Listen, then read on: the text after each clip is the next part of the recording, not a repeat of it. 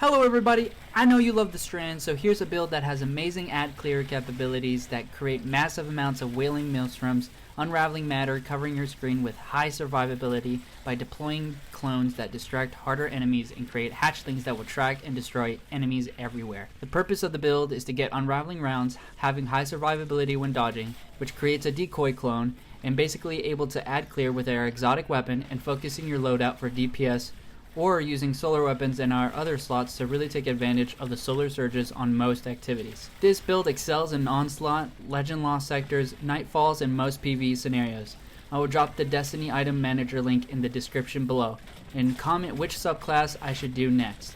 If you have a recommendation on how to make this build even better than it is, you are more than welcome to comment it down below as well. For more videos like this, subscribing and leaving a like would mean a lot to a starting creator like me. We hit 625 subscribers off of my last video, and I'd like to say thank you guys so much. But with that all out of the way, let's get into the video. This Strand Hunter has one super like stasis called Silk Strike. Light attacks swing at one target, defeating a target makes them explode. Heavy attacks clears targets around you in a radius, and grants you a grapple regardless of the grenade you equipped for more movement with this super. Aspects to run with this build is Threaded Spectre. When activating your dodge, it leaves behind a decoy woven from strand matter that draws the attention of nearby combatants. This is excellent to take off aggro and get out of a sticky situation. After the decoy takes in a significant amount of damage, or when combatants approach, the decoy detonates, dealing damage and releasing threadlings that seek out and attack nearby foes. You can even detonate it yourself if you shoot at it, causing the same effects. Your second aspect, run Whirling Maelstrom. Destroying a tangle will make the tangle turn into a ball tornado that seeks out to damage its targets, emitting unraveling projectiles when it defeats them. In this build, we will be making a lot of unraveling projectiles and making tangles with every other kill. Most of the add clear will be from our tangles and projectiles. For your dodge, equip Gambler's Dodge, so when you dodge nearby enemies, you'll replenish your melee ability. Your melee is Threaded Spike. You throw a rope dart that bounces between targets, damaging and severing them.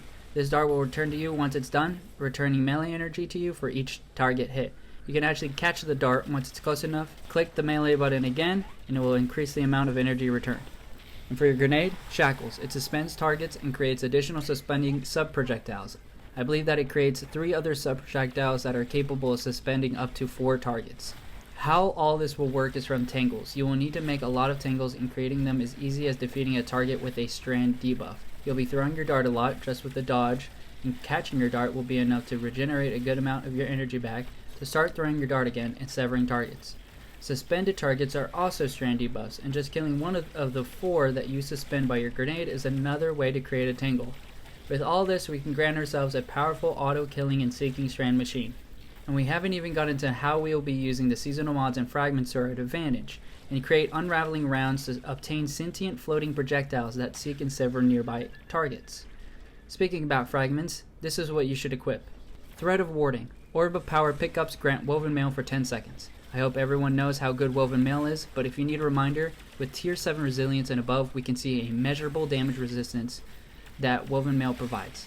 Tier 7 res with Woven Mail gives 68.4% damage resistance. Tier 8 res with Woven gives 69.6%, Tier 9 res with Woven gives 70.8%, and Tier 10 resilience with Woven Mail gives 72% damage resistance.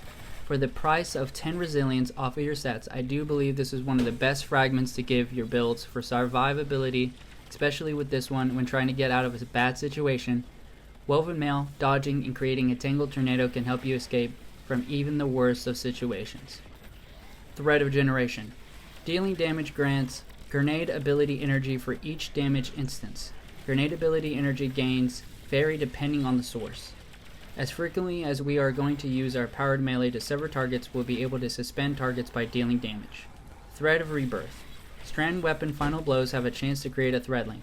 For every 3 low rank enemies will spawn 1 hatchling. For every 2 major rank enemies will create 2 hatchlings. 1 mini boss and boss death will grant 3 hatchlings. This is another way to create hatchlings with just eliminating enemies with their exotic. Thread of Evolution. Threadlings deal increased damage, move 30% faster, and travel further. With our seasonal mods, clones, and just normal strand kills, we'll be making a lot of hatchlings, And for them to travel faster and further to the enemy, this is a great way to deal with any type of adds. For our exotic piece, we'll be using 6 Coyote, which gives another dodge charge, dodging to get our decoy, and all while having the second ready, you'll be gaining energy for the second charge. You can dodge twice for 2 decoys to get enemies off of you, and continue to add clear and deal damage to a boss or high rank. If this seems not up your alley, I want to hear from you guys what will be a better exotic for this build. So stay tuned to hear the rest and tell me what exotic I should switch it out for down in the comments. For the exotic weapon of choice, it's Final Warning, a strand sidearm with the exotic perk all at once. Holding down the trigger marks targets within range and loads multiple bullets, which fire in a burst with increased ability on trigger release. Hitting a marked target with a fully charged burst will unravel them. It also has another exotic perk called Pick Your Poison, where if you're hip firing, projectiles will track marked targets dealing increased body shot damage on impact, but while aiming, projectiles have greatly increased velocity and deal extra critical hit damage to marked targets. This gun makes it really easy to get rid of adds and beef your enemies, and it also just tracks enemies, which is great. Beyond the exotic weapon, run and crafted solar special ammo trace rifle called Retraced Path from the 30th anniversary Dares of Eternity activity. Craft it with handling masterwork, arrowhead break, enhanced battery, enhanced subsistence, and enhanced incandescent. You can either run a solar DPS rocket like Apex Predator, or run a heavy grenade launcher like Merleon with incandescent. Now onto the mods. For helmet, equip 2 harmonic siphons, so rapid strand final blows will create orbs of power, and a special ammo finder for your trace rifle. For arms, heavy-handed, your powered melee final blows create orbs of power. Again, the dart tracks to the next enemy after being thrown, so this creates a lot of orbs. Impact deduction, causing damage with the powered melee, reduces the grenade cooldown. Again, the dart tracks to the next attack and more damage will grant more cooldown. Lastly, focusing strike, causing damage with the powered melee grants class ability energy. The great thing about this is just needing to damage the enemy with our dart will grant us a dodge quicker when we don't have one.